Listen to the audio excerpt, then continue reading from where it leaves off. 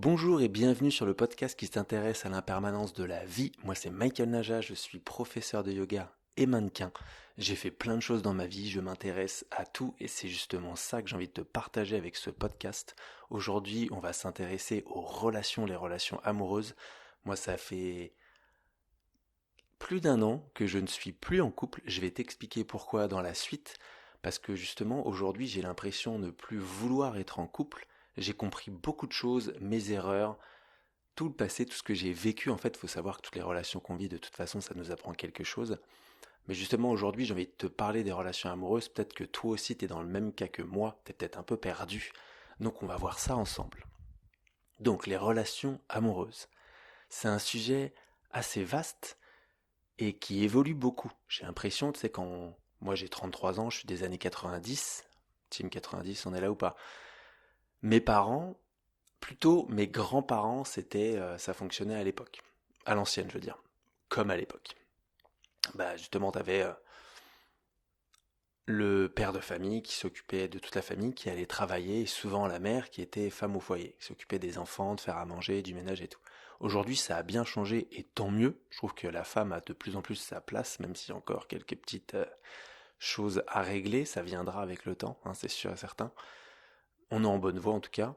Mais aujourd'hui, ça a bien changé. La femme, elle a totalement sa place, elle travaille, euh, et elle est plus à la maison en train de s'occuper des enfants. Ça peut arriver encore aujourd'hui, des femmes pour qui c'est leur passion, j'allais dire, elles rêvent de ça, j'en connais aussi autour de moi. C'est tout à fait ok, hein, chacun son envie, ses passions. Mais du coup, aujourd'hui, ça a bien changé, ce qui fait que ça a changé la relation qu'on a aussi en couple. Moi, j'ai toujours voulu dans mes couples qu'on soit égaux. Je suis plutôt quelqu'un qui a des relations longues. Je suis pas fan des relations qui sont d'une nuit pour un soir. J'en ai eu évidemment, mais ça m'intéresse pas du tout. Pour moi, on construit rien, il y a rien qui se passe et c'est de la perte de temps, d'énergie, d'argent, tout ce que tu veux. Si toi c'est ton cas, tant mieux, hein, et tu trouves justement surtout peut-être bah, ton compte dans tout ça. Et tu vas voir que moi ça a changé aussi aujourd'hui, hein. Je te parle là de ce que je suis de base, mais en tout cas dis-moi en commentaire si toi t'es dans ce cas-là, ça m'intéresse. Donc tu vois, moi j'ai toujours voulu rechercher une relation plutôt longue. Donc à chaque fois que je me posais, ce que je voulais, c'était bah, construire quelque chose. Pas forcément une vie de famille, mais construire une relation et tout mettre dans cette relation. Mon erreur, ce que j'ai appris avec le temps, c'est que je donnais beaucoup trop. En fait, dans mes relations, je donnais beaucoup d'amour, beaucoup de temps, beaucoup d'énergie, quitte à m'oublier un petit peu trop. Ça a été un gros problème chez moi. C'est ce que j'ai changé aujourd'hui. C'est ce que je ne veux plus faire. C'est de trop donner, de limite. Pour un exemple, bah, tu vois, j'ai mon chez moi.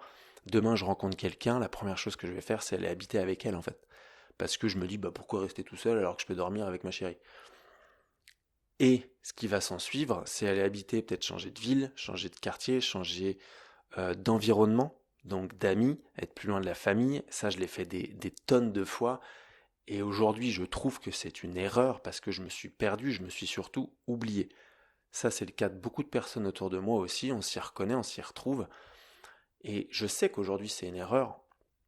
Ça ne veut pas dire qu'il ne faut pas donner tout son amour, aller quitter son chez-soi, et quitter ses amis pour aller dans une relation qui pour toi est ton rêve et quelque chose que tu as envie, où tu as envie d'y mettre de l'énergie. Mais juste, faut pas s'oublier derrière, tu vois, faut toujours penser à soi et pas tout miser sur la relation non plus. C'est pour ça qu'aussi ce podcast, La permanence de la vie, ça entre beaucoup en jeu à ce sujet, parce que moi je me suis oublié, alors qu'en fait, tu t'imagines que dans la relation tu donnes tout, donc tout se passe bien, mais du jour au lendemain, tout peut s'arrêter. Tu vois, j'ai eu une grosse rupture il y a un peu plus d'un an, où justement il y avait prévision de mariage, d'enfants, et tout s'est arrêté d'un coup, tu vois. Et là, on est dans l'impermanence de la vie, c'est exactement ce sujet-là. On est en plein dedans, c'est que tu t'imagines, donc tout va bien. Moi, je donne tout, je vis à travers ma relation, je donne tout pour ma relation, tu vois. J'ai mon boulot, tout se passe bien. J'ai mes amis aussi, on a des amis en commun, mais je donne tout pour cette relation, tu vois.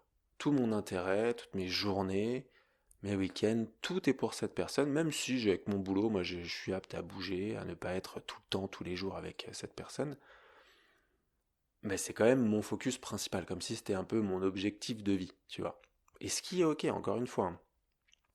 Mais là, ça a été trop dans l'extrême, à aller peut-être un peu trop vite aussi, tu vois, d'habiter trop vite ensemble, de parler trop vite de mariage, trop vite d'enfants. Alors après, il y a l'âge aussi, hein, quand t'es dans les 30-35, surtout chez la femme, ce qui est normal, c'est biologique, hein. Et bah, on va vers ce sujet qui est de fonder une famille. Et là, c'est venu clairement trop vite. Et du coup, tu t'imagines plein de choses, il se passe plein de trucs dans ta tête, t'as plein de projets, c'est magnifique, c'est merveilleux. Mais tout s'arrête d'un coup. Et là, toute ta vie, elle change, tu vois. D'un coup, boum, tu te retrouves tout seul dans ton appart. T'as plus quelqu'un à qui t'occuper, à qui donner tout ton temps, chose que je faisais. Donc tu te retrouves un peu plus aussi avec toi, tu profites du temps pour toi, tu te concentres beaucoup plus sur tes projets à toi. Ça veut pas dire que c'est égoïste, hein. Attention, l'égoïsme, ça peut être très bon, tu vois, quand c'est pour soi, quand on se ferme pas évidemment aux autres. Moi, je suis toujours à voir tout le monde. Mon métier, c'est de donner aussi dans le yoga ce que je te donne maintenant, là, tu vois, comme podcast. C'est gratuit, c'est apprendre, tu prends ce qu'il y a, tu laisses le reste de côté. Mais tu vois, c'est toujours important de penser à soi dans ces moments, et c'est dans ces moments, dans les ruptures, où tu te retrouves un peu au fond du son, où ça va pas pendant des semaines, des mois, peut-être des années, mais j'espère pas que c'est ton cas, tu vois. Faut passer à autre chose, parce qu'il y a un moment, faut avancer. Mais c'est ça que ça t'apprend aussi à revenir vers toi et à comprendre dans, euh, pourquoi tu as été dans cette relation, qu'est-ce que tu peux en tirer de cette rupture et de cette relation. Parce qu'il y a toujours quelque chose à prendre. Tout ce qu'on vit, que ce soit bon comme mauvais, on a des apprentissages à faire. On peut régler des choses aussi, hein. On peut avoir fait, moi je sais que j'ai fait des erreurs dans cette relation, c'est pas parce que j'ai tout donné et que j'étais pas non plus fautif sur certains points. Donc je sais qu'il n'y a pas, c'est 50-50, tu vois, si on s'est séparés. Mais qu'est-ce que je peux faire aujourd'hui, tu vois, pour apprendre de cette relation et m'améliorer. Et c'en est venu à une année assez folle où du coup je suis parti en voyage. Je ferai un podcast sur le voyage parce que ça c'est un gros truc chez moi où je quitte tout et je remets tout à zéro. Là j'ai pas tout quitté parce que je vivais à Annecy, je voulais rester à Annecy, mais je suis quand même parti en voyage en sac à dos tout seul. À la base on devait partir à deux, donc je l'ai quand même fait, je me suis lancé. C'était très dur les premiers jours, mais ça a tout changé. Et là c'est marrant parce que du coup mon focus principal, c'était de régler mes blessures du passé. Et tu vois, dans tes relations, chose que tu fais souvent, c'est de reproduire les blessures d'enfance, reproduire ce que tu as vécu avec tes parents, que c'est des divorces, et non, mes parents, ils sont divorcés, tu vois. Euh, donc je sais que le mariage, c'est pas trop pour moi, la vie de famille, j'avais pas trop envie, tu vois, et je me suis rendu compte, du coup, avec cette séparation, que finalement, c'était pas pour moi, la vie de famille, j'avais pas forcément envie d'avoir d'enfants. Je t'en parle juste après.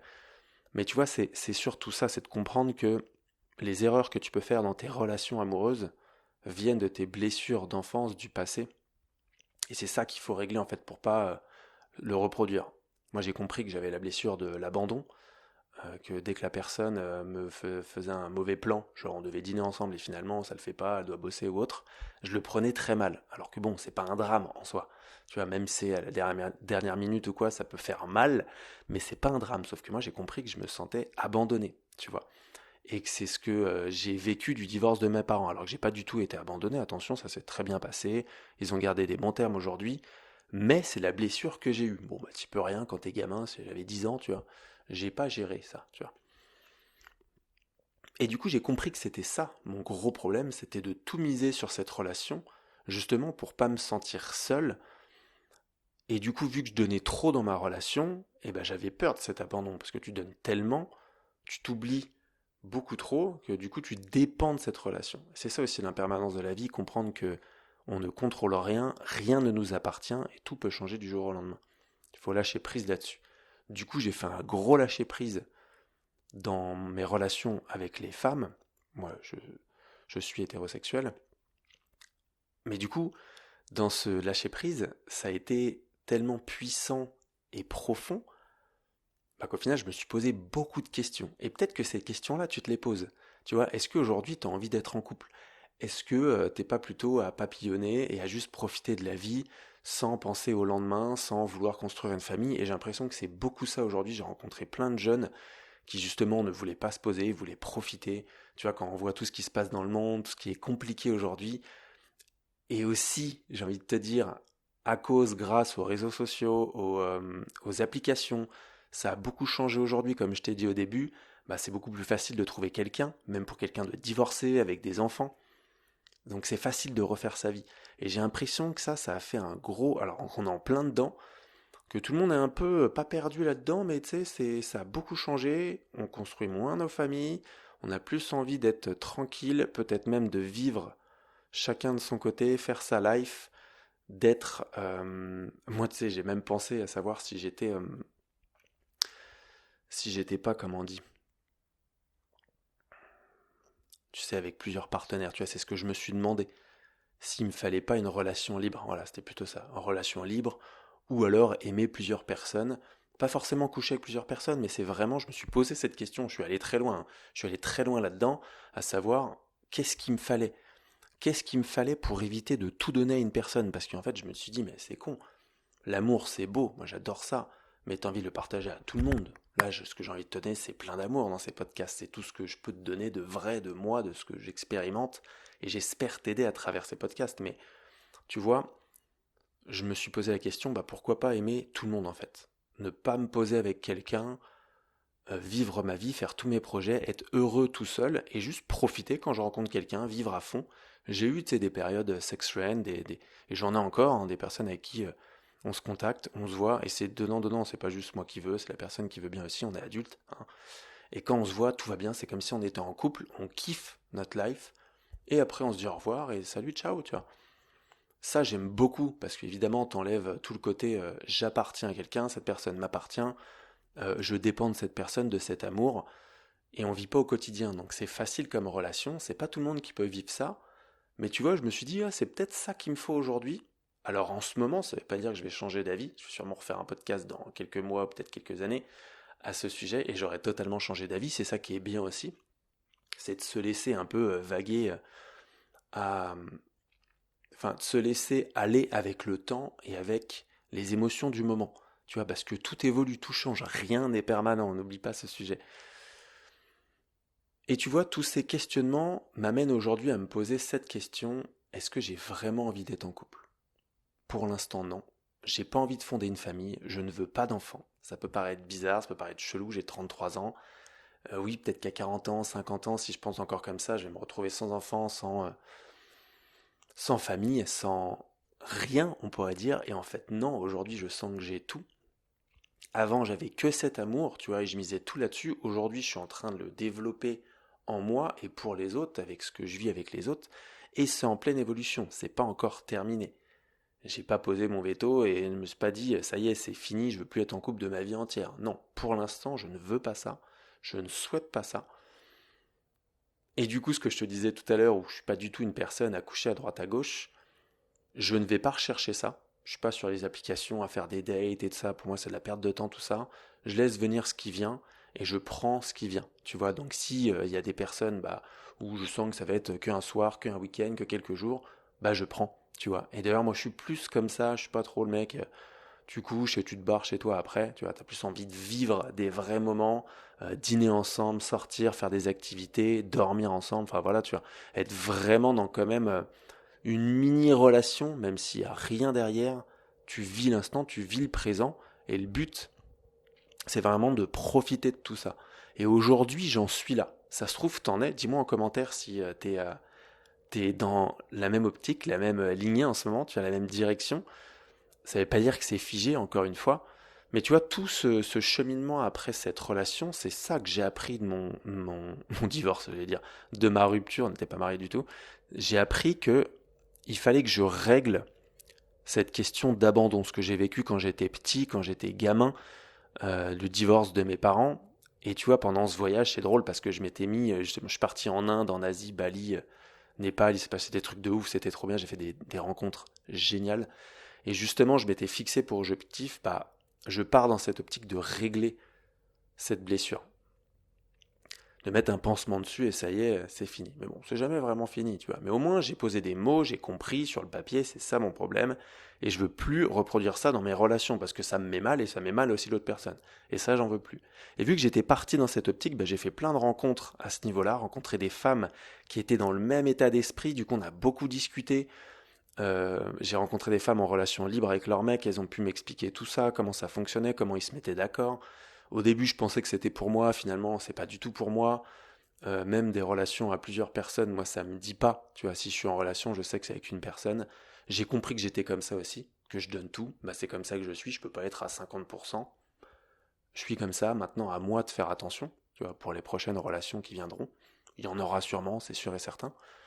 Mais tu vois, à avoir cet objectif pendant mon voyage, c'est de régler cette blessure. Ma mère m'a même rejoint pendant ce voyage-là et ça a aidé à avoir cette relation avec les femmes, avec le divorce, à régler tout ça, tout ce que je pouvais lui en vouloir alors que c'était pas de sa faute, enfin bref, plein de trucs comme ça, tu vois.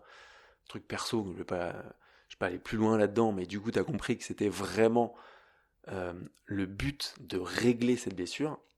Ça l'a en partie réglé. Aujourd'hui, je suis encore en questionnement, tu vois, ça fait un an, c'était il y a pile un an que j'étais pas loin de Singapour, là. Et c'est pas terminé, mais je me sens bien. Tu vois, je me sens bien parce que je me pose plus trop de questions. Je me suis posé vraiment beaucoup de questions. Alors ça fait du bien de se poser des questions. Il faut s'en poser. Tu vois, on peut pas rester. Alors moi j'admire les personnes qui se posent pas de questions, qui ont des douleurs et qui s'en foutent, qui vont jamais prendre soin de leur santé, poser trop de questions. Ils vivent avec leur famille, ils s'engueulent, mais ils laissent couler. En vrai, c'est peut-être les personnes les plus heureuses du monde parce qu'elles se prennent pas autant la tête que moi ou les professeurs de yoga, ils se racontent trop, les petits potes là, ou le développement personnel, où on va beaucoup trop loin, on se pose beaucoup trop de questions, qu'est-ce qu'il faut pour vivre ceci, cela, aujourd'hui on veut optimiser tout, alors qu'en fait il faudra peut-être qu'on vive notre vie parce qu'elle peut s'arrêter comme ça, tu vois, du jour au lendemain. Ça va beaucoup trop vite aujourd'hui. Mais aujourd'hui, tu vois, je suis là, si je dois te dire aujourd'hui, non, je ne veux pas d'enfant, je ne veux pas fonder une famille et je veux même pas me mettre en couple. Tu vois, et je rencontre des filles assez souvent avec mon métier, avec les réseaux sociaux, des très belles femmes, des personnes super intéressantes. J'en ai rencontré plusieurs cette année, avec qui ça a matché tout de suite, avec qui on a parlé de ce sujet, on était d'accord, on était tranquille, tu vois, c'était limite, bah, c'est trop bien parce qu'on pense pareil, on veut pas tout miser dans la relation, on veut juste kiffer, beaucoup parler, c'est important de communiquer en couple, tu vois, ça change tout. Si tu gardes les choses pour toi, de toute façon, ça va te mettre mal et ça va se répercuter dans ta relation. Donc tu vois, j'avais trouvé ces personnes, mais à la fin, je pense que j'ai eu peur aussi sur le moment, c'était cet été, donc il y a 6 mois, j'ai eu peur, et j'ai eu peur de l'engagement, tu vois aussi. Parce que je veux vraiment pas reproduire les erreurs du passé. Pour ma santé, pour la santé de la personne en face de moi, pour le respect, et juste pour être sûr aussi de qui je suis et ce que je peux être, ce que je peux donner, ce que j'ai besoin en retour aussi. Tu vois, parce que dans une relation, alors c'est donnant-donnant. On peut jamais être à 50-50 pile poil et on va pas calculer les pourcentages, mais tu vois, j'ai compris aussi, il y a de l'âge avec ça, évidemment, l'expérience, que j'ai besoin en retour. Tu vois, quand je te disais tout à l'heure que moi j'avais peur qu'on m'abandonne, bah si on a prévu de dîner ensemble, je suis pas le genre de mec à qui il faut annuler 5 minutes avant. Parce que même si aujourd'hui j'en ai pris conscience, bah je vais le prendre mal. Même si je vais le prendre moins mal que ce qui a pu se passer dans le passé.